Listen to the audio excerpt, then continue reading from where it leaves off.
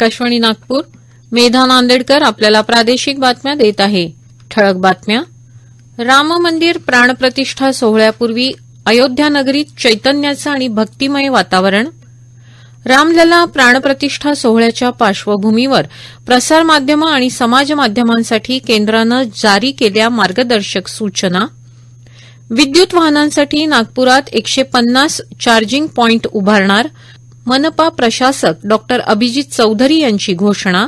आणि राज्यातील विधानसभा निहाय मतदारसंघांच्या अंतिम मतदार याद्या परवा होणार प्रसिद्ध. राम मंदिराच्या प्राणप्रतिष्ठा सोहळ्याच्या भव्य कार्यक्रमाची तयारी अंतिम टप्प्यात आली आहे. उद्या रामाच्या मूर्तीची प्रतिष्ठापना करण्यापूर्वी आज तिला विविध पवित्र नद्यांच्या पाण्यानं स्नान घालण्यात येणार आहे. याशिवाय शय्या अधिवास, होम, रात्री जागरण हे विधी होऊन प्राणप्रतिष्ठेपूर्वीच्या विधींची सांगता होईल. अयोध्येतील या अपूर्व सोहळ्याला उपस्थित राहण्यासाठी संपूर्ण देशभरातून हजारो रामभक्तांचं आगमन झालं आहे. दरम्यान अयोध्येच्या सर्व सीमा सील करण्यात आल्या असून तेथील वाहतूक अन्य रस्त्यांवर वळवण्यात आली आहे. ड्रोनद्वारे संपूर्ण शहराची अव्याहतपणे टेहळणी सुरू आहे, तर अयोध्येतल्या प्रत्येक कोपऱ्यावर सुरक्षा कर्मचारी उपस्थित आहे. दरम्यान राज्यभरात नागरिक विविध पद्धतीनं हा सोहळा साजरा करीत आहेत. यवतमाळमध्ये जुगल तिवारी यांनी अयोध्येतील राम मंदिराची हुबेहूब प्रतिकृती साकारली असून या मंदिराच्या दर्शनासाठी भक्त गर्दी करत आहेत. तर नागपुरात आज संस्कार भारतीचे ज्येष्ठ कार्यकर्ते चंद्रकांत घरोटे यांच्या मार्गदर्शनात 100 कलाकार दुपारी 3 ते रात्री 9 वाजेपर्यंत बास्केटबॉल मैदान इथं 4000 चौरस फुटाची विशाल रांगोळी साकारत आहेत. त्यात अयोध्या मंदिराची प्रतिकृती, अक्षत कलश यात्रा, रामसीता आदी प्रतीकांचा समावेश आहे.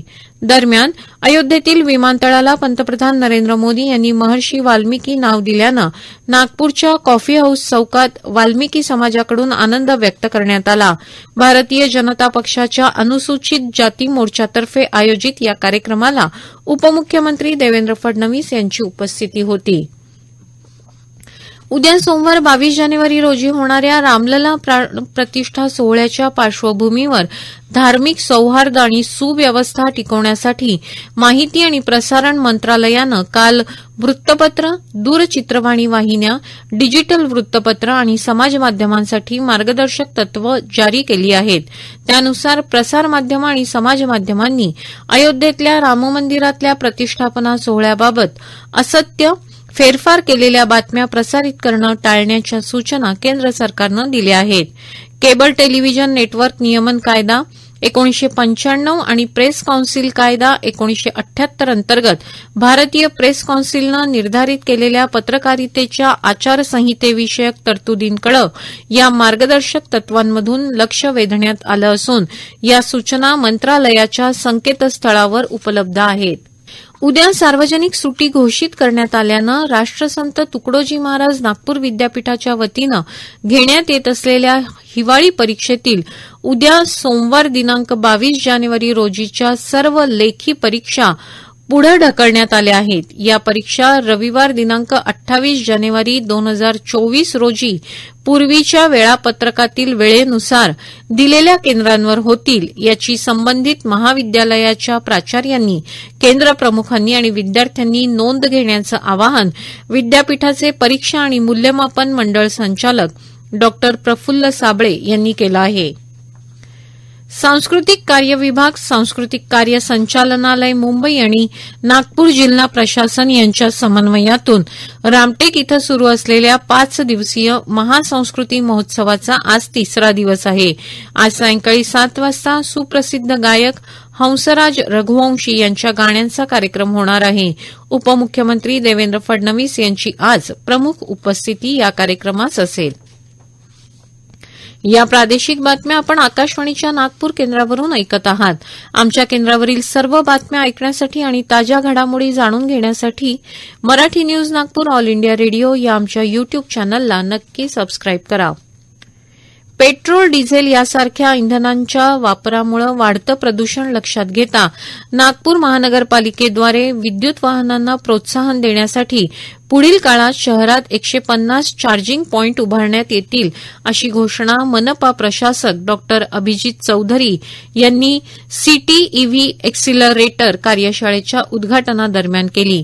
या कार्यशाळेत मार्गदर्शन करताना डॉ चौधरींनी सांगितलं की सार्वजनिक वाहतुकीसाठी 100% पर्यावरणपूरक वाहनांना प्राधान्य देण्याचं धोरण केंद्र शासनानं स्वीकारलं आहे.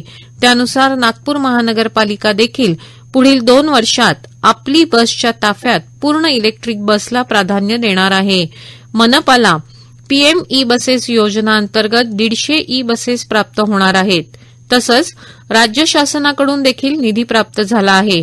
शहरातील विद्युत वाहनांची संख्या बघता वर्ष 2025 पर्यंत विविध ठिकाणी 150 चार्जिंग पॉइंट उभारण्याचा मानस महानगरपालिकेचा आहे असं डॉ अभिजित चौधरी यांनी सांगितलं.